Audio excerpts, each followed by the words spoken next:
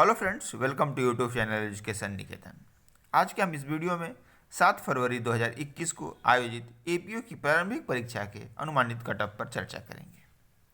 उम्मीद करता हूं कि लगभग एक सप्ताह बीत चुका है। आपने विभिन्न स्रोतों से अपने उत्तर कुंजी का मिलान कर लिया होगा और आपको एक ब्रीफ आइडिया लग गया होगा। दूसरी बात, जो लॉ के पेपर के अंकों को लेकर जो एम्बिग्यूटी बनी हुई थी, उसको भी कल आयोग ने अपने आधिकारिक वेबसाइट पर क्लियर कर दिया है कि जो लॉ का पेपर था वो 100 अंकों के बजाय 150 अंकों का ही होगा। जो प्रश्न पत्र पर 100 अंक अंकित हो गए थे वो मुद्रण की त्रुटि के कारण हुए थे। अब हम देख लेते हैं कि इस बार जो पद हैं वो 553 है, यानी 553 पदों के लिए परीक्षा आयोजित की गई थी, जिसमें 35,032 बच्चे अपीयर हुए थे।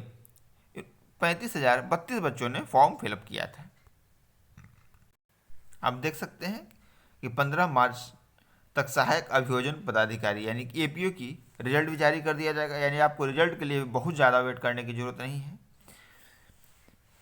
पीटी प्रतियोगिता परीक्षा का रिजल्ट निकलेगा। बीते रविवार को आयोजित इस परीक्षा में 35,032 अभ्यर्थियों ने आवेदन दिया था।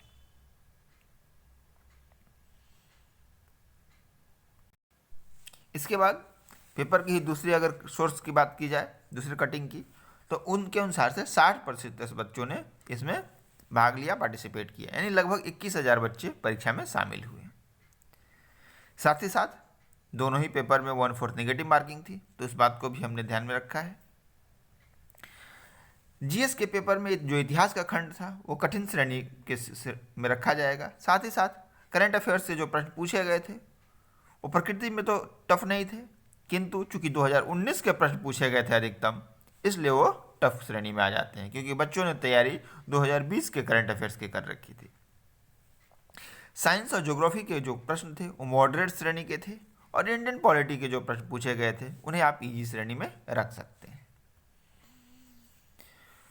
लॉ के पेपर की बात की जाए तो लॉ में आईपीसी और कॉन्स्टी वाले सेक्शन को आप सामान्य श्रेणी के प्रश्न रख सकते हैं, जहां कुछ अच्छे प्रश्न पूछे गए थे। वहीं 10 से 15 प्रश्न दोनों में सेक्शन बेस पूछे गए थे, यानी कि आपने सेक्शन याद कर रखा है, उसके इंडेक्स को याद कर रखा है, तो आप उसे बना सकते थे। एविडेंस और सीआरपीसी के क्वेश्चन आईपीसी और कॉन्स्टी की तुलना में थोड़े डीप श्रेणी के थे, और ऑप्शन में इस तरीके से बनाया गया था कि आपको थोड़ी सी डिफिकल्टी का सामना करना पड़ सकता है।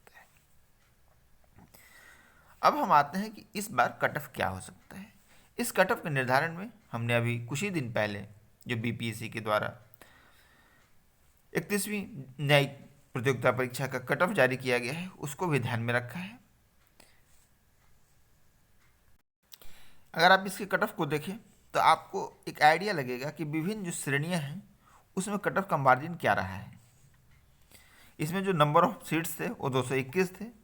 यहाँ पे जो पदों की संख्या लगभग दोगुनी से भी अधिक है।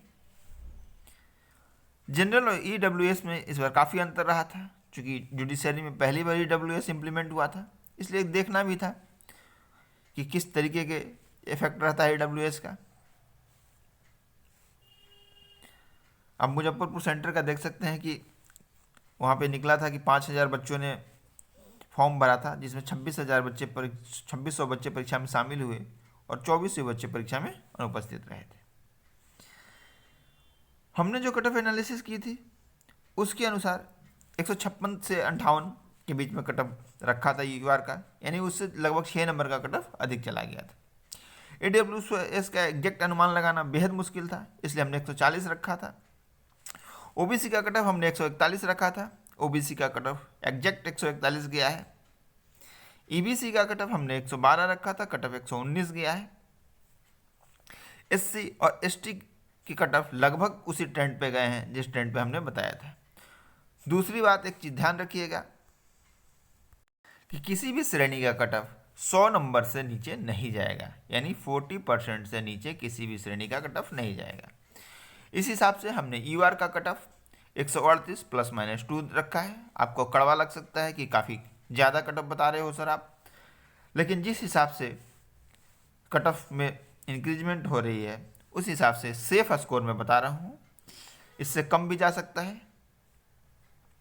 UR female 134 ±1, AWS 120 ±1, female 116 ±1, SC 115 ±1, female 105 के करीब इसकी रहने की उम्मीद है। ST 117, EBC 117, फीमेल 105 लिखा हुआ है यहाँ पे, ±2 लगा लीजिएगा इसमें। BC 124, फीमेल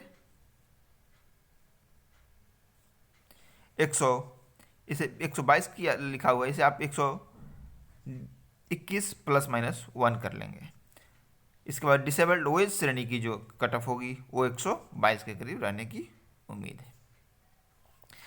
इस रेंज में अगर आपके मार्क्स बन रहे हैं और आप ऑलरेडी जुडिशरी की परीक्षा भी पास कर चुके हो, तो आपकी तैयारी का स्टडी ये होनी चाहिए कि जो भी दोनों में कॉमन पेपर है उस पेपर को आप इस तरीके से तैयारी करें कि आपका दोनों ही कवर होते रहे।